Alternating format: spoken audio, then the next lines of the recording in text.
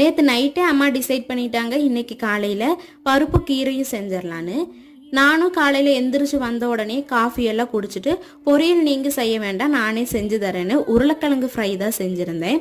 டிஃப்ரெண்ட்டாக ட்ரை பண்ணலான்னு சொல்லிட்டு உருளைக்கிழங்கு ரவுண்டாக கட் பண்ணி கொஞ்சமாக மிளகாய் தூள் கார்ன்ஃப்ளவர் மாவும் போட்டு மிக்ஸ் பண்ணி வச்சுட்டேன். அம்மாவே செஞ்சுருந்தாங்கன்னா நல்லா தான் இருந்திருக்கும். நான் என்ன பண்ணிட்டேன்னா ஃப்ரை பண்ணும்போது நேந்திர சிப்ஸுக்கெல்லாம் ஃப்ரை பண்ணுறதுக்கு கொஞ்சமாக உப்பு மஞ்சள் தூள் தண்ணியில் கலக்கி அதில் ஊற்றுவாங்க. அதே மாதிரி நானும் இதில் செஞ்சு பார்க்கலான்னு செஞ்சு பார்த்தா கடைசியில் ஃபுல் உருளைக்கிழங்குமே மொறுமொறுன்னு இருக்கல, நவுத்து போன மாதிரி ஆயிடுச்சு.